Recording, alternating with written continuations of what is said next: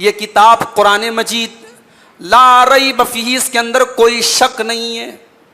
अल्लाह अकबर। दुनिया का हर राइटर जब किताब लिखता है ना, किताब के शुरू में लिखता है कि मेरी इस किताब में कोई गलती हो तो बता देना, कोई मिस प्रिंटिंग हो गई हो, कहीं लिखने में कोई गलती हो गई हो तो मुझे बता देना, मैं आपका शुक्रिया अदा करूंगा। दुनिया का हर राइटर लिखता है, मगर ये वाहिद किताब है जो रब की किताब है, जो अल्लाह की किताब है, जो ये दावा करती है ला रैब फीही, इस किताब के अंदर कहीं कोई डाउट नहीं है, इस किताब के अंदर कहीं कोई एरर नहीं है, कोई मिस्टेक नहीं है। अल्लाह के नबी के बारे में अम्मा आयशा फरमाती हैं इज़ा हज़बहु अम्रुन सल्ला, जब अल्लाह के नबी के ऊपर कोई प्रॉब्लम आती थी, जो कोई टेंशन आती थी, कोई परेशानी आती थी, अल्लाह के प्यारे नबी नमाज में खड़े हो जाते थे। आज का मुसलमान बहुत सारी प्रॉब्लम में घिरा हुआ है, बहुत सारी टेंशन में घिरा हुआ है, और वो नमाज एक टाइम की नहीं पढ़ता है।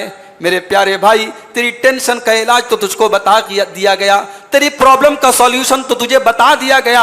आ जा, तू नमाज की पाबंदी कर ले, तेरी सारी प्रॉब्लम इंशाअल्लाह सॉल्व हो जाएंगी, सारे मसले हल हो जाएंगे अगर हम नमाज की पाबंदी शुरू कर दें। अल्लाह ने फरमाया वस्तईनु बिस्सब्रि वस्सलाह, सब्र और नमाज के जरिए मदद तलब करो। व इन्नहा लकबीरतुन इल्ला अलल खाशिईन, और ये नमाज बड़ी भारी चीज है, बड़ी भारी चीज है। जितनी फिक्र आपको अपने बच्चों के फ्यूचर की है, उनके पढ़ाई की है, उनकी शादी की है, उतनी ही फिक्र अपने बच्चे और बच्चियों के अकीदे की भी करो, उनकी तौहीद की भी करो।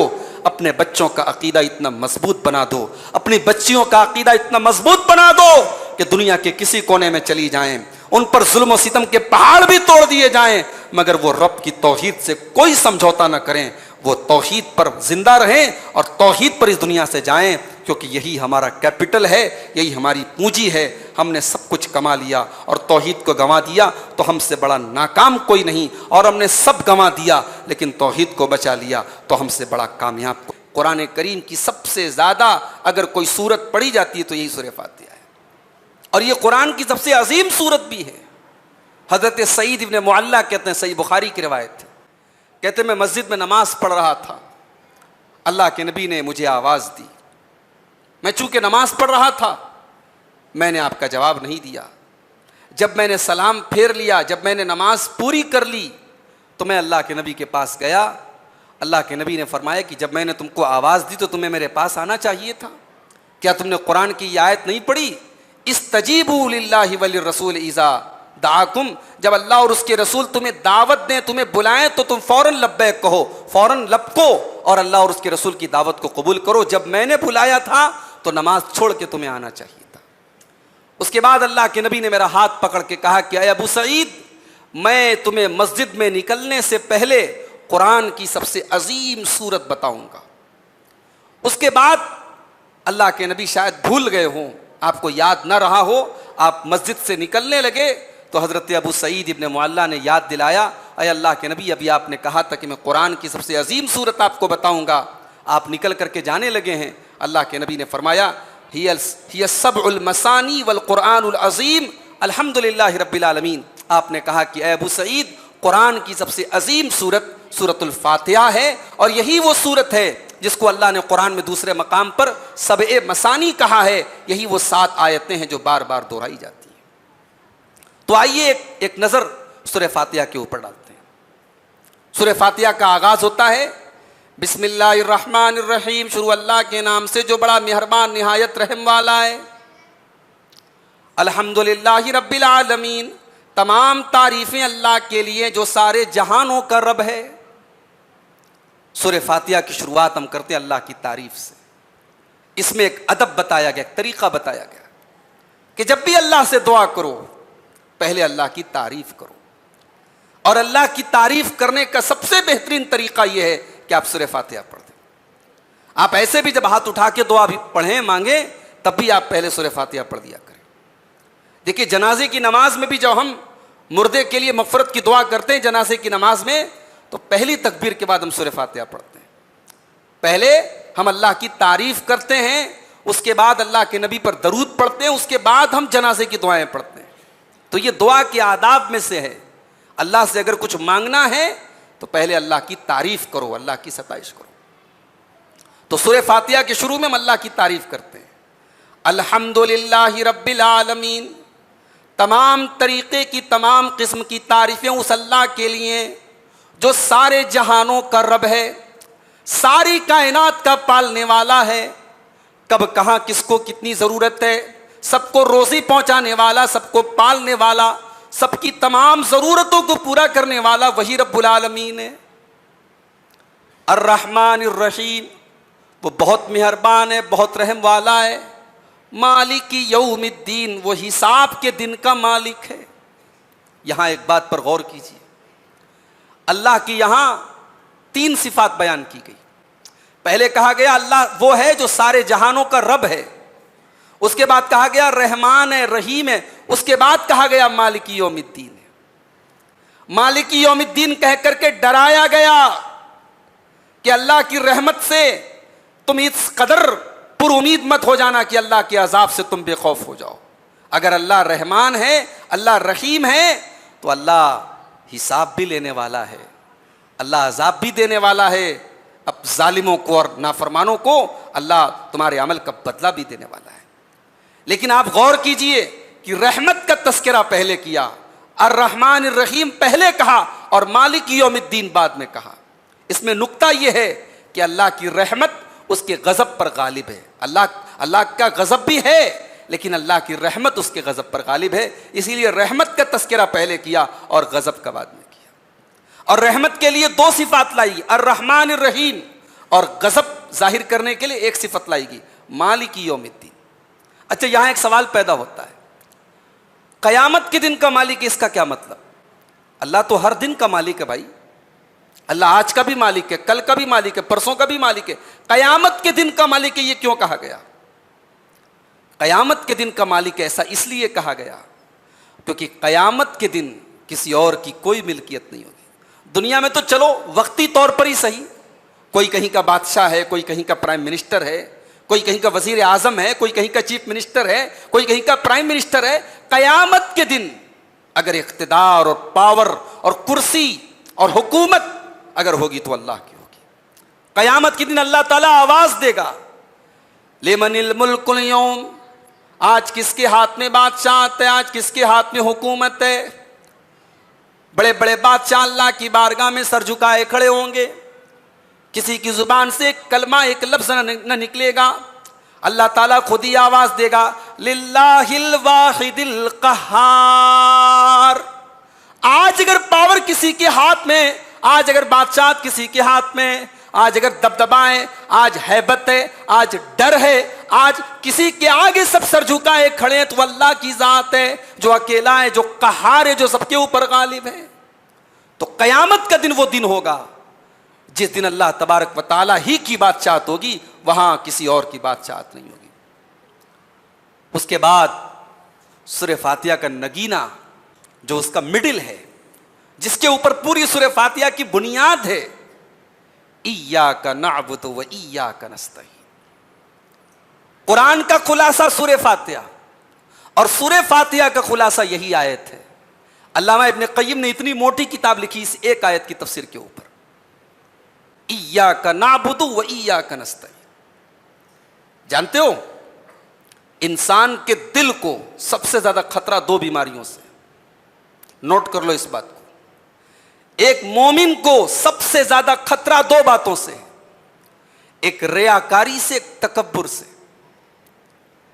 रोजा रखने वाले को, नमाज पढ़ने वाले को, ज़कात देने वाले को, गरीबों को राशन बांटने वाले को, गरीबों को कंबल देने वाले को, मस्जिद बनवाने वाले को, मदरसा चलाने वाले को, हर मुसलमान को, हर मोमिन को, उसके दिल को इन 2 चीजों से खतरा है, एक रियाकारी से, एक तकब्बुर से। और इन दोनों बीमारियों का इलाज इय्याका नअबुदु व इय्याका नस्तईन के अंदर मौजूद है। भाई, रियाकारी का मतलब क्या होता है? हम नमाज पढ़ें और मकसद ये हो कि भाई हमारे मोहल्ले वाले हमको नमाजी जाने। हम नमाज इसलिए पढ़ें कि भाई हमारे माँ बाप को लगे कि हाँ हम नमाज पढ़ते। अल्लाह को राजी करना मकसद नहीं है, लोगों को राजी करना मकसद है। इय्याका नअबुदु जब हमने कह दिया तो रियाकारी खत्म। आए अल्लाह तेरे बारगाह में खड़ा हूं, पब्लिक को दिखाने के लिए नहीं खड़ा, माँ बाप को खुश करने के लिए नहीं खड़ा हूं।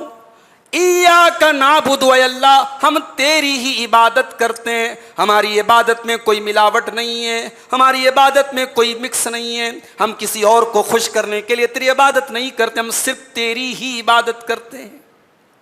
रियाकारी का इलाज हो गया और तकब्बुर का इलाज, व इय्याका नस्तईन, आय अल्लाह हम इबादत भी करते हैं तो तेरी ही मदद से करते हैं, हमारी औकात नहीं है कि हम तेरे आगे सर झुकाएं, हमारी मजाल नहीं कि हम तेरी बारगाह में आ जाएं। आय अल्लाह अगर कुछ इबादत करने की तौफीक हमको मिली है तो ये भी तेरा करम है कि तूने अपने आगे सर झुकाने की तौफीक दी है, वरना आय अल्लाह पता नहीं हम कहाँ होते, किस हाल में होते, किसके आगे सर झुका रहे होते। ये बात याद रखो कि अगर आज आपने तरावी की नमाज पढ़ी है, ये आपका कमाल नहीं है, ये हमारा कमाल नहीं, ये अल्लाह का कमाल है मेरे भाई। ये अल्लाह की तौफीक है कि अल्लाह ने हमको आज तरावी पढ़ने की तौफीक दी। इसीलिए हर फर्ज नमाज के बाद हम एक दुआ पढ़ते हैं, रब्बे अईन। याद है कि नहीं दुआ? ये किसको किसको याद है? जरा हाथ उड़ाओ तो। रब्बे अईन्नी अला ज़िक्रिका व शुक्रिका व हुस्न इबादतिका। ये दुआ हर बच्चे को याद होनी चाहिए। बड़े तकरीर सुनने वाले हाफिज साहब कहने लगे, शेख साहब आप सुनाते सुनाते थक जाएंगे, लोग सुनते सुनते नहीं थकेंगे। तो सिर्फ सुनना ही है, एक कान से सुन के दूसरे कान से उड़ा देना है, या याद भी करना, अमल भी करना है इंशाअल्लाह। तो ये दुआ याद कर लो। नहीं याद है, मैं हाफिज साहब से कहूँगा कहीं बोर्ड वोर्ड पर लिख दें, आप लोग को याद करा दें। ये अल्लाह के नबी ने बड़े महबूब सहाबी हजरत मुआज इब्न जबल को सिखाई थी, जो अल्लाह के नबी के बड़े महबूब सहाबी थे। अल्लाह के नबी ने उनसे कहा था कि ऐ मुआज, हर फर्ज नमाज के बाद ये दुआ जरूर पढ़ना। क्या मतलब है इस दुआ का? रब्बे अईन्नी अला ज़िक्रिका व शुक्रिका व हुस्न इबादतिका, कि ऐ मेरे रब तू मेरी मदद कर कि मैं तेरा जिक्र करूं, तेरा शुक्र करूं और तेरी अच्छी तरीके से तेरी इबादत करूं, तेरी बेहतरीन तरीके से तेरी इबादत करूं। तो इय्याका नाबुदु व इय्याका नस्तईन में इन दो बीमारियों का इलाज है। तकब्बुर का इलाज भी है और रियाकारी का इलाज है। जिसने इय्याका नाबुदु व इय्याका नस्तईन को समझ लिया वो इंशाअल्लाह न तकब्बुर करेगा न रियाकारी करेगा। इन दोनों बीमारियों से ये आयत इंशाअल्लाह हमें बचाएगी। अब उसके बाद हमने अल्लाह की तारीफ कर ली, हमने इकरार कर लिया कि अल्लाह हम तेरी ही इबादत करते हैं और तुझ ही से मदद मांगते हैं। अब हम आ गए अपने मुद्दे पर, अब हम आ गए अपने मतलूब पर। हम अल्लाह से मांग क्या रहे हैं? भाई सूरह फातिहा हर नमाज में पढ़ी जाती है, हर नमाज की हर रकात में पढ़ी जाती है। इसमें हमने अल्लाह से क्या मांगा? नेक बीवी नहीं, नेक औलाद नहीं, दुकान की बरकत नहीं, कारोबार की बरकत नहीं, सेहत तंदुरुस्ती नहीं। हमने क्या मांगा अल्लाह से? इहदिनस सिरातल मुस्तकीम, आय अल्लाह तू हमको सिरात मुस्तकीम पर चलने की तौफीक अता फरमा। रोजी में कमी आ जाए चलेगा, माल में कमी आ जाए चलेगा, बच्चों के ऊपर कोई परेशानी आ जाए बर्दाश्त कर लूंगा आय अल्लाह, लेकिन आय अल्लाह तेरी हिदायत से मैं महरूम हो जाऊं, ईमान से महरूम हो जाऊं, इस्लाम जैसी नेमत से महरूम हो जाऊं, आय अल्लाह मैं सिरात मुस्तकीम से महरूम हो जाऊं, ये मुझे गवारा नहीं है। इहदिनस सिरातल मुस्तकीम, आय अल्लाह तू मरते दम तक सिरात मुस्तकीम पर चलते रहने की तौफीक अता फरमा। ये है दुआ। दुनिया की सबसे बड़ी नेमत है हिदायत, इससे बड़ी कोई नेमत नहीं है। और बड़ा बदनसीब है वो इंसान जो इस नेमत से हाथ धो दे। अल्लाह की कसम, खून के आंसू रोने का जी चाहता है जब हम इस तरीके की कोई खबर सुनते हैं ना, कोई मुसलमान हमारा मुर्तद हो गया, कोई मुसलमान लड़की मुर्तद हो गई। आज रोजाना खबरें आती हैं, पूरे हिंदुस्तान से खबरें आती हैं, एक बड़ी तादाद में मुसलमान लड़कियां आज मुर्तद हो रही हैं। हमारी कौम बेचारी बिरयानी और हलीम और हरीस खाने में मगन है। कौम की कितनी बच्चियां आज बाकायदा उनको ट्रैप करके, उनको फंसा करके, प्यार और मोहब्बत और इश्क के जाल में उनको बहका करके आज उनको इस्लाम से हटा करके उनको इर्तिदाद के रास्ते पर लेके जाया जा चुका है। और ये कौम खाबे खरगोश के मजे लूट रही, कौम सो रही है, कौम मुर्गन ग़िज़ाएं खाने में मगन है। अल्लाह के वास्ते मेरे भाई, इस नेमत की कद्र करो। ये दुनिया की सबसे अजीब नेमत है। जब इस्लाम मुकम्मल हुआ ना प्यारे नबी के ऊपर, तो कौन सी आयत नाजिल हुई? सूरह मायदा की आयत नाजिल हुई। अल-यौमा अकमलतु लकुम दीनकुम व अतममतु अलैकुम निअमती व रदीतु लकुमुल इस्लाम दीना। ऐ नबी, आज मैंने इस्लाम को मुकम्मल कर दिया और मैंने अपनी नेमत तुम पर तमाम कर दी। इस्लाम को अल्लाह ने अपनी नेमत का इत्माम करार दिया है। गोया इस्लाम से बड़ी कोई नेमत नहीं है। जब हम हर फर्ज नमाज में और हर नमाज में जब हम अल्लाह से दुआ करते हैं इहदिनस सिरातल मुस्तकीम, तो हम अल्लाह से इस्लाम पर चलते रहने की दुआ करते हैं। लेकिन अब एक सवाल और पैदा होता है, इस्लाम का कौन सा वर्जन? अब तो गली गली नया नया वर्जन है भाई साहब। कहीं अलग झंडा है, कहीं अलग झंडा है, कहीं अलग रंग है, कहीं अलग पगड़ी है। हर गली में हर नुक्कड़ पे एक अलग मसलक है, एक अलग दीवार खड़ी है। कौन सा इस्लाम चलेगा? उसकी भी वजाहत कर दी गई है। इहदिनस सिरातल मुस्तकीम, ऐ अल्लाह तुमको सीधे रास्ते पर चला। अब ये सीधा रास्ता कौन सा है? कुरान के अंदर अल्लाह ने बता दिया। सूरह आले इमरान की आयत नंबर 51 में फरमाया, इन्नल्लाह रब्बी व रब्बुकुम फअबुदूहु हाज़ा सिरातुम मुस्तकीम। बेशक अल्लाह मेरा रब है और तुम सब का रब है, उसी की इबादत करो, यही सिरात मुस्तकीम है। यह सिरात मुस्तकीम की पहली शर्त है कि आप देख लो कि तौहीद किसके पास है। जहां अल्लाह के अलावा किसी गैर के दर पे सर झुकाया जा रहा हो, वहां सब कुछ हो सकता है, सिरात मुस्तकीम नहीं हो सकती। सिरात मुस्तकीम की पहली पहचान रब की तौहीद जहां मिल जाए, समझ जाओ वहां सिरात मुस्तकीम है। और सिरात मुस्तकीम की दूसरी पहचान इत्तिबाए रसूल है। इसीलिए अल्लाह ने सूरह ज़ुखरुफ के अंदर फरमाया, फत्तबिऊन हाज़ा सिरातुम मुस्तकीम। ऐ नबी आप कह दीजिए कि मेरी इत्तिबा करो, मेरी पैरवी करो, यही सीधा रास्ता है। तो सिरात मुस्तकीम की दो पहचान, एक रब की तौहीद, एक नबी की इत्तिबा। अब गौर कर लो, जहां ये दोनों चीजें मिले, समझ जाओ वही मसलक हक है, वही मनहज हक है। और अल्हम्दुलिल्लाह आज उसी मनहज और उसी मसलक की हम दावत देते हैं। न रब की तौहीद से कोई कॉम्प्रोमाइज किया जाएगा, न मुहम्मदुर रसूलुल्लाह सल्लल्लाहु अलैहि वसल्लम की इत्तिबा से कोई कॉम्प्रोमाइज किया जाएगा। तो हमने अल्लाह से दुआ की कि अल्लाह तो हमको सिरात मुस्तकीम पर चला। इतना कह देते बात हो गई थी पूरी। मांग तो लिया ना अल्लाह से सिरात मुस्तकीम, बात तो हो गई ना पूरी। बात पूरी नहीं हुई। सिरातल लज़ीना अनअमता अलैहिम, अल्लाह उनके रास्ते पर चला जिन पर तेरा इनाम हुआ है। गैरिल मग़ज़ूबि अलैहिम वलद्दाल्लीन, ऐ अल्लाह तू उनके रास्ते पर न चला जिनके ऊपर तेरा गजब हुआ है, और उनके रास्ते पर भी न चला जो गुमराह हो गए, जो भटक गए। ये क्यों कहा गया?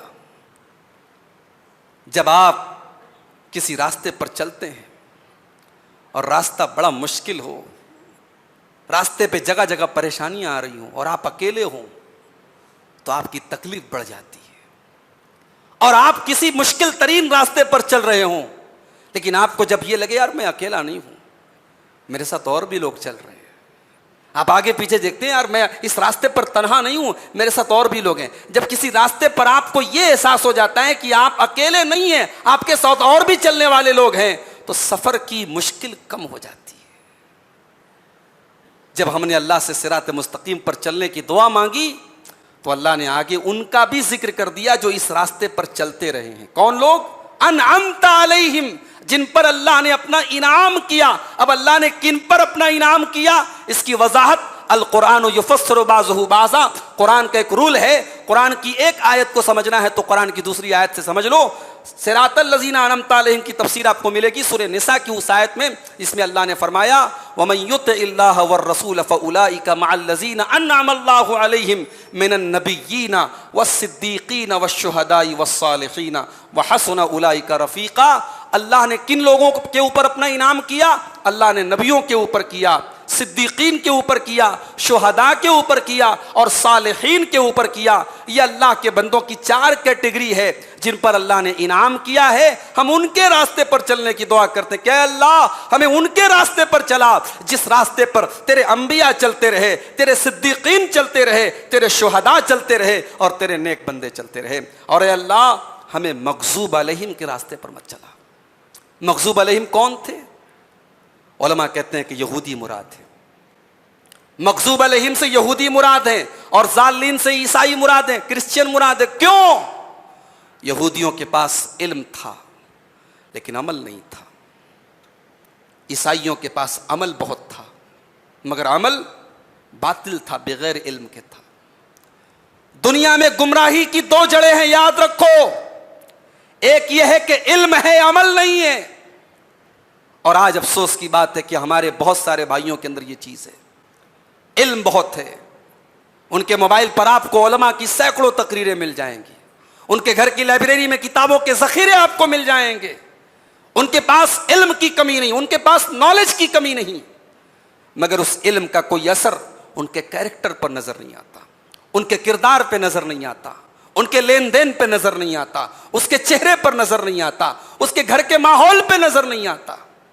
ये यहूदियों की पहचान है, याद रखो। उनके यहां इल्म था मगर अमल नहीं था।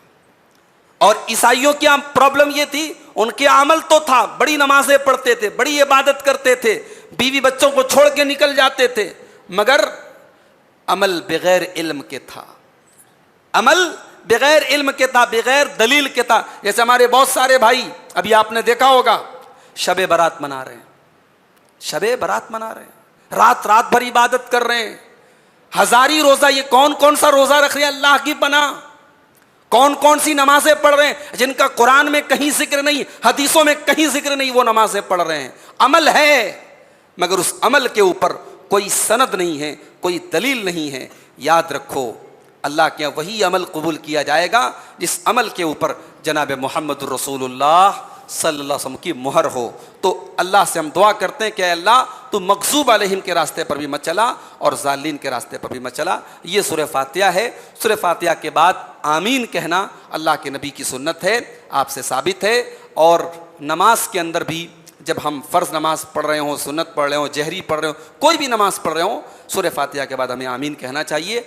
आमीन का मतलब होता है कि ऐ अल्लाह तू कबूल फरमा। गोया कि आमीन कह करके हम अपनी दुआ की कबूलियत की बात करते हैं। उसके बाद अब सूरह बकरा शुरू हो रही है। कुरान का पहला पारा सूरह बकरा। सूरह बकरा की स्टार्टिंग हो रही है अलिफ लाम मीम से। ये अलिफ लाम मीम क्या है? कुरान में आपको ये बार बार मिलेगा, कहीं अलिफ लाम मीम मिलेगा, कहीं अलिफ लाम रा मिलेगा, कहीं यासीन मिलेगा, कहीं तासीन मिलेगा, कहीं हामीम मिलेगा, कहीं काफ मिलेगा, कहीं नून मिलेगा। ये जो हुरूफ अलग अलग पढ़े जाते हैं इनको कहा जाता है हुरूफे मुक़त्तआत। इनको क्या कहते हैं? हुरूफे मुक़त्तआत। इनको काट काट के अलग अलग पढ़ा जाता है, इनको मिक्स करके मिला के नहीं पढ़ा जाता है। इनका मतलब और माना सिर्फ अल्लाह को मालूम है। आज तक कोई मुफस्सिर ऐसा पैदा नहीं हुआ जो इन हुरूफ की तफसीर कर सके। जिन लोगों ने की है अपने दिमाग से की, अपनी लॉजिक से की है, उसकी कोई दलील उनके पास नहीं है, इसलिए कि कहीं इसकी कोई तफसीर बयान नहीं की गई। इसलिए अलिफ लाम मीम का मतलब अगर कोई आपसे पूछे तो आप सीधा सीधा जवाब दे दीजिए अल्लाहु आलम बिमुरादिही। इसका मतलब, इसका माना अल्लाह को मालूम है, हम नहीं जानते। अलिफ लाम मीम ज़ालिकल किताबु ला रैब फ़ीहि हुदल लिल मुत्तक़ीन।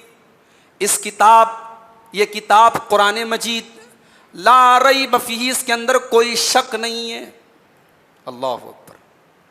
दुनिया का हर राइटर जब किताब लिखता है ना, किताब के शुरू में लिखता है कि मेरी इस किताब में कोई गलती हो तो बता देना, कोई मिस प्रिंटिंग हो गई हो, कहीं लिखने में कोई गलती हो गई हो तो मुझे बता देना, मैं आपका शुक्रिया अदा करूंगा। दुनिया का हर राइटर लिखता है, मगर ये वाहिद किताब है जो रब की किताब है, जो अल्लाह की किताब है, जो ये दावा करती है ला रैब फ़ीहि। इस किताब के अंदर कहीं कोई डाउट नहीं है, इस किताब के अंदर कहीं कोई एरर नहीं है, कोई मिस्टेक नहीं है। इस किताब के अंदर कोई मिस्टेक तलाश की ही नहीं जा सकती, क्योंकि किताब अल्लाह ने उतारी है, यह अल्लाह की किताब है। हुदल लिल मुत्तक़ीन। और ये किताब गाइडेंस है, हिदायत है, मार्गदर्शन है, रास्ता दिखाती है मुत्तकियों के लिए। कुरान के दूसरे पारे में कहा गया शहरु रमज़ान अल्लज़ी उन्ज़िला फ़ीहिल कुरान हुदल लिन्नास। कुरान सारे इंसानों के लिए हिदायत है। और यहां कहा जा रहा है कि कुरान मुत्तकियों के लिए हिदायत है। क्या मतलब? भाई दवा जो होती है ना, मिसाल के तौर पे कालपोल है, बुखार की दवा है। अब वो दवा तो बुखार की है, लेकिन हर मरीज पर काम करे ये जरूरी नहीं है। बुखार अगर नॉर्मल बुखार है तो कालपोल काम करेगी, और अगर मलेरिया का बुखार है, वायरल फीवर है, कोई और है, कोई दूसरा किस्म का बुखार है तो कालपोल काम नहीं करेगी। ऐसा भी होता है। तो कुरान हिदायत तो सारी मानवता के लिए है, मगर कुरान से हिदायत वही लोग पा सकते हैं जो मुत्तकी हो। हिदायत सबके लिए है, मगर कुरान से फायदा हकीकत में वही लोग उठा सकते हैं जिनके अंदर तकवा हो। उसके बाद मक्का के मुशरिकों का एक जुमला नकल किया गया, मुनाफिकों का। वइज़ा क़ील लहुम आमिनू कमा आमनन नास, जब इन मुनाफिकों से कहा जाता है कि ईमान लाओ जैसे और लोग ईमान लाए, तो ये क्या कहते हैं? क़ालू अनुमिनु कमा आमनस सुफ़हा, क्या हम वैसे ईमान लाएं जैसे बेवकूफ़ लोग ईमान लाए? यानी मुनाफिक लोगों ने अल्लाह के नबी के सहाबा को बेवकूफ़ करार दिया, स्टूपिड कहा, बेवकूफ़ कहा। आज भी बहुत सारे लोग अल्लाह के नबी के सहाबा को बुरा भला कहते हैं, उनके ऊपर कीचड़ उछालते हैं, उनके अंदर कमियां और खामियां तलाश करते हैं, उनके आपस के इख्तलाफात को हाईलाइट करने की कोशिश करते हैं। याद रखो, नबी के सहाबा के ऊपर कीचड़ उछालना ये कोई नया काम नहीं, ये तो 1400 साल पुराना काम है। ये मुनाफिकों का काम था, ये उन लोगों का काम था जो बज़ाहिर तो मुसलमान थे लेकिन अंदर से इस्लाम के दुश्मन थे। वइज़ा क़ील लहुम आमिनू कमा आमनन नास, जब इन मुनाफिकों से कहा जाता है कि तुम ईमान लाओ जैसे और लोग ईमान लाए, जैसे नबी के सहाबा ईमान लाए। क़ालू अनुमिनु कमा आमनस सुफ़हा, तो मुनाफिक कहते हैं कि क्या हम वैसे ईमान लाएं जैसे ये बेवकूफ़ लोग ईमान लाए। जब अल्लाह के नबी के सहाबा को उन्होंने बेवकूफ़ करार दिया, अल्लाह को गुस्सा आया, अल्लाह को गज़ब आया, और अल्लाह ने अपने नबी के सहाबा का डिफेंस करते हुए, उनका जवाब देते हुए फरमाया, अला इन्नहुम हुमुस्सुफ़हाउ वलाकिन ला यालमून। ऐ नबी के सहाबा को बेवकूफ़ करार देने वालों, तुम ही बेवकूफ़ हो, तुम ही स्टूपिड हो, लेकिन तुम्हें पता भी नहीं कि तुम कितने बड़े बेवकूफ़ हो। अल्लाह के नबी के सहाबा को अगर कोई बुरा भला कहे तो उसका डिफेंस किया करो। ये डिफेंस करना अल्लाह की सुन्नत है, अल्लाह का तरीका है। अल्लाह ने अपने नबी के सहाबा का डिफेंस किया है। और आगे बढ़िए, हज़रत आदम अलैहिस्सलाम का वाक़या बयान किया जा रहा है। जब अल्लाह ने हज़रत आदम को पैदा किया, अल्लाह ने फरिश्तों से कहा कि आदम को सजदा करो। फरिश्तों ने आदम को सजदा किया। जानते हो हज़रत आदम को इतनी फजीलत अल्लाह ने क्यों दी? उस फजीलत की बुनियाद अल्लाह ने किस चीज को करार दिया? वअल्लम आदमल अस्माअ कुल्लहा, अल्लाह ने आदम अलैहिस्सलाम को तमाम चीज़ों के नाम सिखाए। वअल्लम आदमल अस्माअ कुल्लहा सुम्मा अरज़हुम अलल मलाइका, फिर अल्लाह ने उन नामों को फरिश्तों के सामने पेश किया। फ़क़ाल अंबिऊनी बिअस्माई हाउलाई इन कुंतुम सादिकीन, और फरिश्तों से कहा कि तुम्हें अगर इन चीज़ों के नाम पता है तो मुझको बता दो। क़ालू सुब्हानका ला इल्म लना इल्ला मा अल्लमतना इन्नका अंतल अलीमुल हकीम। फरिश्तों ने कहा, अल्लाह तू पाक है, हमें तो उतना ही पता है जितना तूने हमको सिखाया है। ला इल्म लना, वी हैव नो नॉलेज, अय अल्लाह हमारे पास कोई नॉलेज नहीं है, कोई इल्म नहीं है। 4 किताबें पढ़ करके आज किसी को कोई स्टेज मिल जाए, कोई कुर्सी मिल जाए, कोई माइक मिल जाए, वो ये कहने को तैयार नहीं है कि मुझे मालूम नहीं है। आज कितने लोग हैं जो बाकायदा स्टेज लगा करके लोगों से कहते हैं मुझसे सवाल करो, मेरे पास हर सवाल का जवाब है। नहीं नहीं मेरे भाई, जिस चीज़ की आपको नॉलेज ना हो, जिस चीज़ की आपको मालूमात ना हो, उस चीज़ के बारे में ये कह दिया करो, ला इल्म लना, हमें पता नहीं, हमें इल्म नहीं। ये कह देना ये कोई ख़राब बात नहीं, ये तो फरिश्तों का तरीक़ा है, ये तो अल्लाह की नूरानी मखलूक का तरीक़ा है। फरिश्तों ने सिखाया हमें और आपको कि जिस चीज़ का इल्म ना हो उस चीज़ में टांग मत अड़ाओ और साफ कह दो हमें पता नहीं है। इमाम मालिक रहमतुल्लाह अलैह को देखिए, अपने दौर के कितने बड़े इमाम हैं।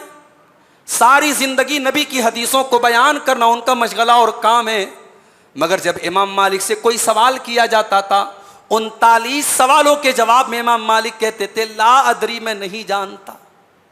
आज के दौर में अगर इमाम मालिक होते और 39 सवाल के जवाब में कह देते मैं नहीं जानता, तो शायद आपके करनूल के लोग ये मानने को तैयार न होते कि वो बहुत बड़े आलिम हैं। आज तो आलिम उसको कहा जाता है जो खड़े खड़े सवाल का जवाब देते। कभी कभी मेरे पास मोबाइल से लोग कॉल करते हैं, मौलवी साहब एक सवाल है, और जब मैं ये कहता हूं कि अरे भाई बात में बताऊंगा, नहीं मौलवी साहब अभी बताइए। वाह भाई, ये कोई दही है फौरन जमा दिया जाए, कोई खीर है फौरन पका दी जाए? शरीयत का मसला है, दीन का मसला है, जायज है नाजायज है, हलाल है हराम है, और बगैर मुताले के बगैर तहकीक के फट से कह दिया जाए।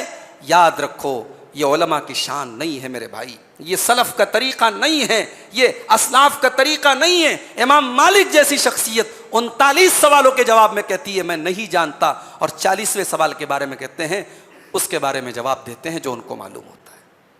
फरिश्तों ने कहा कि अल्लाह हमको नहीं पता, हमको उतना पता है जितना तूने हमको बताया। क़ाला या आदम अंबिहुम बिअस्माइहिम, अल्लाह ने फरमाया ऐ आदम चलो अब तुम इनको सारी चीज़ों के नाम बता दो। फलम्मा अंबाहुम बिअस्माइहिम, जब हज़रत आदम ने फरिश्तों को सारी चीज़ों के नाम बताए, क़ाल अलम अक़ुल लकुम इन्नी आलमु ग़ैबस समावाति वल अर्ज़, अल्लाह ने फरमाया है फरिश्तों क्या मैंने नहीं कहा था मैं तमाम गैब की बातों को जानता हूँ, और मैं वो भी जानता हूँ जो तुम जाहिर करते हो, और मैं वो भी जानता हूँ जो तुम छुपाते हो। अल्लाह ने आदम अलैहिस्सलाम को फरिश्तों के ऊपर फजीलत दी तो इल्म की बुनियाद पर दी। आज जायजा ले लीजिए अपने घरों का कि आज इल्म के मामले में हम कहाँ हैं, दुनियावी इल्म के मामले में भी और दीन के इल्म के मामले में भी हमारा क्या हाल है। हजरत आदम को फरिश्तों के ऊपर फजीलत अगर मिली है तो इल्म की बुनियाद पर मिली है। उसके बाद अल्लाह ताला ने हजरत आदम से कहा कि ऐ आदम तुम और तुम्हारी बीवी आराम से जन्नत में रहो। वकुलना या आदम उस्कुन अंत व ज़ौजुकल जन्ना, ऐ आदम हव्वा तुम आराम से जन्नत में रहो, जन्नत में जो जी चाहे तुम खा सकते हो पी सकते हो। वला तक़रबा हाज़िही शजरता, लेकिन एक खास पेड़ है, एक खास दरख्त है, तुम उसके करीब न जाना। फतकूना मिनज़ ज़ालिमीन, वरना तुम जालिमों में से हो जाओगे। गौर कीजिए, अल्लाह ने सिर्फ एक दरख्त के करीब जाने से मना किया था, बाकी कहा फकुला मिन्हा रगदन हैसु शितुमा, तुम दोनों जन्नत में जो चाहे खा सकते हो। इसमें एक सबक यह मिला कि अल्लाह ने हराम चीज़ों को लिमिटेड बनाया है और हलाल चीज़ों को अनलिमिटेड बनाया है। हलाल की कोई लिमिट नहीं लेकिन हराम की लिमिट है।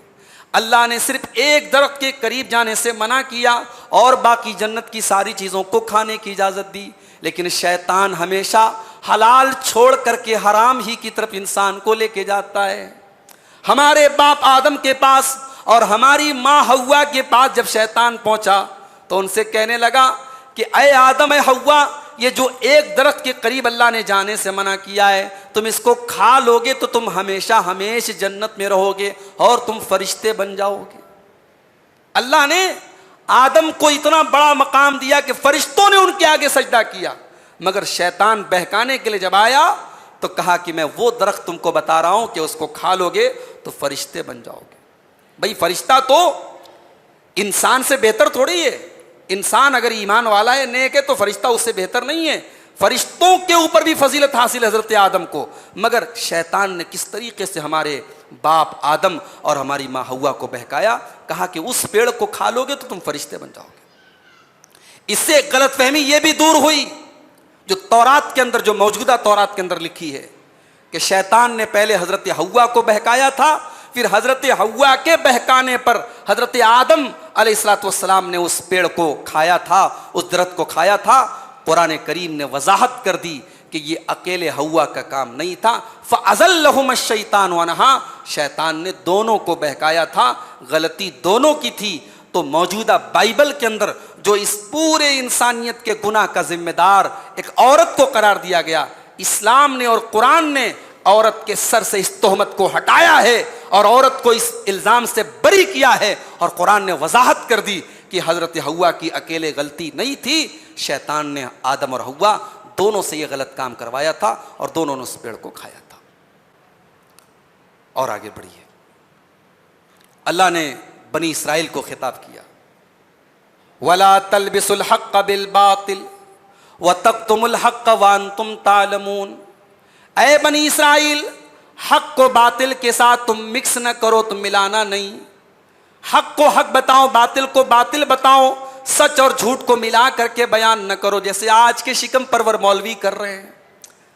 कितने बिदात और खुराफात को सही साबित करने के लिए चिल्ला चिल्ला के तकरीरें कर रहे हैं, शिर्क को तौहीद बता रहे हैं और बिदअत को सुन्नत बता रहे हैं। अपने हराम कारोबार को, अपने पेट की दुकानों को चलाने के लिए वो हक और बातिल को मिक्स कर रहे हैं। अल्लाह ने फरमाया हक और बातिल को मिक्स करना और हक को छुपाना ये दोनों बराबर का गुनाह है। वला तलबिसुल हक़्क़ बिल बातिल व तक्तुमुल हक़्क़ व अंतुम तालमून। ऐ यहूदियों, ऐ बनी इसराइल के लोगों, तुम हक और बातिल को मिलाया न करो और तुम हक को छुपाया न करो। उसके बाद एक बड़ी अहम बात बताई गई कि मुसीबतों में दो चीजों के जरिए मदद हासिल करो। वस्तईनु बिस्सब्रि वस्सलाह, सब्र और नमाज के जरिए मदद तलब करो। जब तुम्हें यह लगे कि टेंशन और परेशानियां तुम्हारे ऊपर आई हैं, अपने नबी की सुन्नत को अदा करो, मस्जिद में आओ और अल्लाह की बारगाह में सर झुका दो और अल्लाह के आगे फरियाद करो, अल्लाह मैं बहुत टेंशन में हूं, मैं बहुत तकलीफ में हूं। नमाज पढ़ लो 2 रकात और नमाज पढ़ के अल्लाह से दुआ करो। अल्लाह के नबी के बारे में अम्मा आयशा फरमाती हैं, इज़ा हज़बहु अम्रुन सल्ला, जब अल्लाह के नबी के ऊपर कोई प्रॉब्लम आती थी, जो कोई टेंशन आती थी, कोई परेशानी आती थी, अल्लाह के प्यारे नबी नमाज में खड़े हो जाते थे। आज का मुसलमान बहुत सारी प्रॉब्लम में घिरा हुआ है, बहुत सारी टेंशन में घिरा हुआ है और वो नमाज एक टाइम की नहीं पढ़ता है। मेरे प्यारे भाई, तेरी टेंशन का इलाज तो तुझको बता दिया गया, तेरी प्रॉब्लम का सॉल्यूशन तो तुझे बता दिया गया। आ जा, तू नमाज की पाबंदी कर ले, तेरी सारी प्रॉब्लम इंशाअल्लाह सॉल्व हो जाएंगी, सारे मसले हल हो जाएंगे अगर हम नमाज की पाबंदी शुरू कर दें। अल्लाह ने फरमाया वस्तईनु बिस्सब्रि वस्सलाह, सब्र और नमाज के जरिए मदद तलब करो। व इन्नहा लकबीरतुन इल्ला अलल खाशिईन, और ये नमाज बड़ी भारी चीज है, बड़ी भारी चीज है। नमाज कोई आसान चीज नहीं है। बिस्तर छोड़ के मस्जिद में आना, कारोबार छोड़ के मस्जिद में आना, गर्मी की परवाह न करना, सर्दी की परवाह न करना, हर मौसम में मस्जिद में आना, ये नमाज बड़ी भारी चीज है। मगर किसके लिए? इल्ला अलल खाशिईन, ये नमाज उनके लिए भारी नहीं है जो अल्लाह से डरने वाले हैं, जिनके अंदर खुशू और खुजू है। अल्लज़ीना यज़ुन्नूना अन्नहुम मुलाक़ू रब्बिहिम व अन्नहुम इलैहि राजिऊन, जो अल्लाह ताला से मुलाकात का यकीन रखते हैं, जिनके दिल में क़यामत के ऊपर ईमान है, जिनके दिल में इस बात पर ईमान है कि एक दिन उनको अल्लाह के पास जाना है। क़यामत के ऊपर जितना ईमान आपका मजबूत होगा, उतना ही आपके दिल में खुशू और खुजू पैदा होगा। अगर आप ये चाहते हैं कि आपकी नमाज में खुशू और खुजू पैदा हो, तो क़यामत के ऊपर अपने ईमान को मजबूत कीजिए। जितना क़यामत के ऊपर आपका ईमान मजबूत होगा, उतना खुशू और खुजू आपका नमाज के अंदर पड़ेगा। उसके बाद बनी इसराइल के अंदर 2 बहुत खराबी आ गई थी, बहुत खतरनाक चीज़ें। एक तो जादू टोना करने लगे थे और दूसरे पराई औरतों से इश्क लड़ाना, दूसरे की बीवी, दूसरे की शादीशुदा औरत से मोहब्बत और इश्क का चक्कर चलाना और फिर उसको तलाक दिलवाना, उसके शौहर से अलग करके उससे शादी कर लेना। ये 2 गंदगियां आ गई थी यहूदियों के अंदर। अल्लाह ने इन दोनों बुराइयों का तज़किरा किया। वत्तबऊ मा तत्लु शयातीन अला मुल्की सुलैमान, इन यहूदियों ने सुलेमान अलैहिस्सलाम के दौर में शैतान के पीछे पीछे ये लोग चलने लगे। वमा उनज़िला अलल मलकैनि बिबाबिल हारूत व मारूत, अल्लाह ने 2 फरिश्तों को दुनिया में भेजा, एक का नाम हारूत था, एक का नाम मारूत था। इन 2 फरिश्तों को अल्लाह ने बाबिल शहर के अंदर भेजा और ये दोनों लोगों को जादू सिखाते थे और ये कह करके सिखाते थे, इन्नमा नानु फितनतुन फला तकफुर, देखो हम अल्लाह ताला की तरफ से एक फितना बन करके आए हैं, एक आजमाइश बन करके आए हैं, तुम जादू सीख करके कुफ्र काफिर न हो जाना, तुम कुफ्र में न पड़ जाना। इससे ये सब पता चला कि जादू सीखना कुफ्र है। जादू सीखना या जादू सिखाना या जादूगर के पास जाना ये कुफ्र है। जादूगर की बात की तस्दीक करना ये भी इंसान को इस्लाम से निकालने वाली चीज है। फ़यतअल्लमून मिन्हुमा मा युफ़र्रिक़ून बिही बैनल मर्इ व ज़ौजिही। लेकिन वो यहूदी इस कदर गिर चुके थे कि वो जादू सीखते थे, और जादू सीखने का मकसद ये होता था कि इंसान और उसकी बीवी के दरमियान जुदाई पैदा कर दें। क्योंकि शादीशुदा औरतों से वो इश्क लड़ाया करते थे, पराई औरतों से इश्क लड़ाते थे, और उनको हासिल करने के लिए उनके शौहरों के दरमियान जुदाई पैदा करते थे। आज भी ये काम हो रहा है, आज भी ये काम हो रहा है। जादू करके आज भी मियाँ बीवी के दरमियान जुदाई पैदा की जाती है और घरों को बिगाड़ा जाता है। और चूंकि शैतान को यह चीज़ बहुत पसंद है कि किसी का घर बिगड़ जाए, कोई फैमिली तबाह हो जाए, किसी की मैरिटल लाइफ बर्बाद हो जाए, आज भी शैतान ये चीज़ इसको बहुत पसंद है। तो यहूदियों के अंदर ये दो चीज़ें पाई जाती थी, एक तो पराई औरतों से इश्क करते थे, और दूसरे वो जादू सीखते थे। अल्लाह ने फरमाया वलक़द अलिमू लमन इश्तराहु मा लहू फिल आखिरति मिन खलाक। उन जादू सीखने वालों को पता था कि ये जादू सीखने वाले को आखिरत में सिवाय बर्बादी के कुछ मिलने वाला नहीं है। वलक़द अलिमू लमन इश्तराहु मा लहू फिल आखिरति मिन खलाक वलबीस मा शरू बिही अनफुसहुम लौ कानू यालमून। उन्होंने जादू को सीखा, और जादू को सीख करके उन्होंने बहुत बुरा सौदा किया। काश कि उनको पता चलता कि उन्होंने कितना बुरा सौदा किया था। उसके बाद हजरत इब्राहीम का तस्करा किया गया। हजरत इब्राहीम और उनके बेटे हजरत इस्माइल, ये दोनों बाप बेटे खाने काबा की तामीर कर रहे हैं, अल्लाह का घर बना रहे हैं, रूए ज़मीन पर अल्लाह की इबादत का पहला घर बना रहे हैं। आज मामूली हम कोई नेकी का काम करते हैं, हमारा सीना फक्र से चौड़ा हो जाता है। हम लोगों से बयान करते फिरते हैं, साहब मैंने ये किया, मैंने ये किया, मैंने इतना मस्जिद में डोनेशन किया, मैंने मदरसे में इतना दिया, मैं इतने मदरसे चलवाता हूँ, इतनी यतीम बच्चियों की कफालत करता हूँ। आज तो भाई साहब नेकी की नुमाइश का दौर है, आज तो पब्लिसिटी का दौर है ना नेकी का। पहले का दौर था नेकी कर दरिया में डाल, आज का दौर है नेकी कर फेसबुक पर डाल, नेकी कर यूट्यूब पर डाल, नेकी कर सोशल मीडिया पर डाल। आज तो नेकी की पब्लिसिटी का दौर है। इब्राहीम अलैहिस्सलाम और उनका बेटा इस्माइल खाने काबा की तामीर कर रहे हैं, अल्लाह की इबादत का पहला घर बना रहे हैं। होना तो ये चाहिए था कि सीना फख्र से चौड़ा हो हमारी तरह, और जुबान पर अपनी बड़ाई हो कि साहब मैं बहुत बड़ा काम कर रहा हूं। मगर ये दोनों बाप बेटे जब खाने काबा की तामीर कर रहे थे, इनकी जुबान पर क्या अल्फाज थे, अल्लाह अकबर। अल्लाह ने उनके अल्फाज को नकल कर दिया है, उनके दिल के जज्बात को अल्लाह ने बयान कर दिया है। वइज़ यरफ़उ इब्राहीमुल क़वाइद मिनल बैति व इस्माईल। याद करो जब मेरा बंदा इब्राहीम खाने काबा को बना रहा था और उसका बेटा इस्माईल भी अपने बाप का साथ दे रहा था। आपके महाराष्ट्र में एक जगह है बुल्ढाना, एक मरतबा में वहां गया, वहाँ के नौजवान सब आ गए मेरे पास, तो मैंने पूछा भाई आपका जिम्मेदार कौन है, आपका अमीर कौन है। आमतौर से जमात के अमीर लोग जो होते हैं थोड़े बुजुर्ग टाइप के होते हैं, वहाँ देखा बिल्कुल यंग नौजवान लड़का था। तो मैंने कहा कि आप लोगों ने इतने नौजवान आदमी को अपना अमीर बनाया है। कहा कि शेख साहब हम अपने अमीर को रोटेट करते रहते हैं, हमारे यहाँ 5 साल के लिए कोई अमीर नहीं बनता, हम हर साल चेंज करते रहते हैं। और हमारे यहाँ जो अमीर बनता है मस्जिद का लेटरिन उससे साफ करवाते हैं। सुन ले यहाँ कोई अमीर साहब बैठे हो तो मस्जिद का लेटरिन साफ करना हम तो समझते हैं साहब ये तो बड़ा घटिया काम है, बड़ा घिनौना काम है, किसी को 100 रुपये 50 रुपये देके। उन्होंने कहा ये हमारे अमीर साहब हैं, इनकी ड्यूटी है, ये करते हैं, हर जुमा को आते हैं मस्जिद का लेटरिन साफ करते हैं।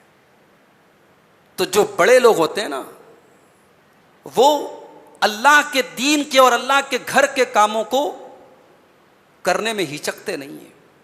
भाई आप करोड़पति हो लेकिन मस्जिद में आप झाड़ू लगा दे तो ये आपकी तौहीन नहीं है, आप अल्लाह के घर की खिदमत कर रहे हैं। आपने जिस दिन ये सोच लिया कि साहब ये मुअज्जिन साहब का काम है, ये मेरा काम नहीं है। आप कभी जाइए सिखों के गुरुद्वारे में जाइए, आप शर्म आनी चाहिए हमें और आपको। सिखों के गुरुद्वारे में आप जाइए, करोड़पति लोग हैं, अपने घर के करोड़पति अरबपति लोग हैं, गुरुद्वारे के दरवाजे पर बैठे हैं और आने वाले लोगों के जूते चप्पल को उठा करके उसको रखने की जो जगह होती है वहां वो रखने का काम करते, वो उसको सवाब समझ के करता है। हमारे यहां साहब मस्जिद का कोई काम हो रहा है, ठीक है, कमेटी बनी है, कमेटी जाने। मस्जिद की तामीर का काम चल रहा है, अरे हो सके किसी मजदूर के साथ उठ के तुमने ईंटें उठा दी तो कयामत के दिन वो मस्जिद की ईंट गवाही देगी, या अल्लाह इस ईंट के उठाने में इसका भी योगदान था, इसका भी रोल था। किसी दिन आपने मस्जिद में झाड़ू लगा दिया ना, वो मस्जिद का फर्श कल कयामत के दिन गवाही देगा, या अल्लाह इस फर्श की सफाई में तेरे इस बंदे का भी रोल था, इस बंदे का भी किरदार था। इब्राहिम कोई मामूली आदमी तो नहीं है मेरे भाई, अल्लाह के खलील हैं, अल्लाह के नबी हैं, नबियों के बाप हैं। मगर बाप और बेटे किसी लेबर का सहारा नहीं ले रहे, किसी मजदूर का सहारा, किसी मिस्त्री का सहारा नहीं। बाप मिस्त्री बना है, बेटा लेबर बना है, और ये बाप बेटे मिलकर के खाने काबा बना रहे। और खाने काबा को बनाते हुए दोनों की जुबानों पर क्या अल्फाज हैं? रब्बना तकब्बल मिन्ना इन्नका अंतस समीउल अलीम। ऐ हमारे परवरदिगार, तू हमारे इस अमल को कबूल फरमा ले, हमारी इस नेकी को कबूल फरमा ले। आय अल्लाह, हमारा यह अमल इस लायक तो नहीं है कि कबूल किया जाए, बहुत बड़ा अमल नहीं है, बहुत बड़ी नेकी नहीं है, लेकिन अल्लाह तू अपने फजल व करम से कबूल फरमा ले। इन्नका अंतस समीउल अलीम। आय अल्लाह, तू जुबान की सदाओं को सुनने वाला और तू दिल के हालात को जानने वाला है, तू हमारी इस नेकी को कबूल फरमा ले। इसलिए मेरे भाई, नेकी करने के बाद डरा करो कि हमारी नेकी अल्लाह की बारगाह में कबूल हुई कि नहीं हुई। अरे हमारी ये टूटी फूटी नमाज, हमने 8 रकात तरावी पढ़ी है, उसमें भी न जाने कितनी बार किसी को नींद का झोंका आ रहा है, कोई बीच में उठ के जा रहा है, कोई बातें कर रहा है। हमारी इन टूटी फूटी इबादतों पर हमको गुरूर है। अल्लाह के वास्ते अपनी इबादतों पर कभी गुरूर ना करो। इबादत करने के बाद फिक्र किया करो, इबादत करने के बाद अल्लाह से दुआ किया करो कि अल्लाह हमारी इबादत को तू कबूल फरमा ले। इब्राहिम और इस्माइल ने हमको ये सबक दिया है। हजरत याकूब अलैहिस्सलातु वस्सलाम का आखिरी टाइम है। याकूब अलैहिस्सलाम कौन है जानते हो? इसराइल, बनी इसराइल को इसराइल के बेटे क्यों कहा जाता है? इसराइल नाम है हजरत याकूब का। याकूब अलैहिस्सलाम के 12 बेटे थे, उन्हीं 12 बेटों से बनी इसराइल की नस्ल आगे बढ़ी थी, इसलिए उनको बनी इसराइल कहा जाता है, इसराइल के बेटे। तो इसराइल हजरत याकूब का दूसरा नाम था। तो याकूब अलैहिस्सलाम की मौत का टाइम है, आखिरी टाइम है। जाहिर है मौत का टाइम बड़ा नाजुक टाइम होता है। जिसकी मौत का टाइम होता है ना, उसका दिमाग काम नहीं करता। कभी कभी आप किसी की मौत का टाइम आपने देखा होगा करीब से, बहकी बहकी बातें करता है, अजीब व गरीब बातें करता है। मगर याकूब अलैहिस्सलाम को अपनी मौत के टाइम भी अगर कोई चीज नहीं भूली है तो अपने बच्चों की तरबियत नहीं भूली है, अपने बच्चों का अकीदा नहीं भूला है, अपने बच्चों की तौहीद नहीं भूली। अम कुंतुम शुहदा इज़ हज़र याकूब अल मौत। याद करो जब मेरा बंदा याकूब आखिरी सांसें ले रहा था, उसकी मौत का टाइम था। इज़ क़ाला ले बनी ही, और 12 बेटे उनकी चारपाई को घेर करके खड़े थे। क़ाला मा ताबुदून मिन बादी। हजरत याकूब ने अपने 12 बेटों से कहा कि मेरे बच्चों, तुम मेरे मरने के बाद किसकी इबादत करोगे? यहां तो मरने के टाइम प्रॉपर्टी की तकसीम होती है, जायदाद की बात होती है, पैसे की बात होती है, रकम की बात होती है। यहां याकूब अलैहिस्सलाम अपने बेटों से पूछ रहे किसकी इबादत करोगे? क़ालू नाबुदु इलाहक व इलाहा आबाइक इब्राहीम व इस्माईल व इसहाक़ इलाहन वाहिदा व नहनु लहू मुस्लिमून। अब्बा जान आप फिक्र न करें, आपके मरने के बाद भी आपके ये 12 बेटे अल्लाह की तौहीद के ऊपर कायम रहेंगे, उसी अल्लाह की इबादत करेंगे जिसकी इबादत आप करते थे और जिसकी इबादत हमारे बाप दादा इब्राहीम करते थे, इस्माइल करते थे, इसहाक करते थे। हम उसी एक अल्लाह की इबादत करेंगे। सबक ये मिला, मेरी माँ और बहनों आपसे भी कह रहा हूँ, और मेरे बुजुर्गों और भाइयों आपसे भी कह रहा हूँ, जितनी फिक्र आपको अपने बच्चों के फ्यूचर की है, उनके पढ़ाई की है, उनकी शादी की है, उतनी ही फिक्र अपने बच्चे और बच्चियों के अकीदे की भी करो, उनकी तौहीद की भी करो। अपने बच्चों का अकीदा इतना मजबूत बना दो, अपनी बच्चियों का अकीदा इतना मजबूत बना दो, कि दुनिया के किसी कोने में चली जाएं, उन पर जुल्म और सितम के पहाड़ भी तोड़ दिए जाएं, मगर वो रब की तौहीद से कोई समझौता न करें, वो तौहीद पर जिंदा रहें और तौहीद पर इस दुनिया से जाएं, क्योंकि यही हमारा कैपिटल है, यही हमारी पूंजी है। हमने सब कुछ कमा लिया और तौहीद को गंवा दिया तो हमसे बड़ा नाकाम कोई नहीं, और हमने सब गंवा दिया लेकिन तौहीद को बचा लिया तो हमसे बड़ा कामयाब कोई नहीं। मेरे प्यारे साथियों, अपने बच्चों के ईमान की फ़िक्र करें, अपने बच्चों के अकीदे की फ़िक्र करें। यही सबक हज़रत याकूब अलैहिस्सलाम ने हमें और आपको दिया है। ये कुरान करीम के पहले पारे की कुछ मुंतखब आयतों की तफसीर मैंने आपके सामने पेश की थी। अल्लाह से दुआ है अल्लाह ताला इसी तरीके से हमें कुरान करीम के साथ जुड़ने की तौफीक अता फ़रमाए, कुरान करीम को पढ़ने की, सुनने की, उसकी तिलावत करने की, उस पर गौर करने की और उस पर अमल करने की अल्लाह हम सबको तौफीक अता फ़रमाए। अय अल्लाह, जिस तरीके से आज हम यहाँ इकट्ठा हैं, तेरे कलाम को पढ़ रहे हैं, तरावी में हमने कुरान को सुना, उसकी तफसीर को हमने सुना, अय अल्लाह तू जन्नतुल फिरदौस में भी हम सबको इकट्ठा फरमा दे। अय अल्लाह, हमारी इन मजलिसों को हमारी नजात का ज़रिया बना दे। अय अल्लाह, हमारी ख़ताओं को माफ़ फरमा दे। जो बीमार है उनको शिफा अता फ़रमा, जो रोज़गार से परेशान है उनके कारोबार में बरकत नसीब फ़रमा, जो हमारी माएँ बहनें भी यहाँ आई हैं अल्लाह उनके भी दुख दर्द और तकलीफ़ों को तो दूर फरमा दे। अय अल्लाह, सबके घरों में सुकून और खैर बरकत नाजिल फरमा। अय अल्लाह, सबकी रोज़ी रोटी में बरकत अता फ़रमा। जब तक हम दुनिया में ज़िंदा रहें इस्लाम पर ज़िंदा रहें और हम सबका खात्मा ईमान पर हो। आमीन व आखिर दावाना अनिल हम्दुलिल्लाहि रब्बिल आलमीन। अस्सलामु अलैकुम।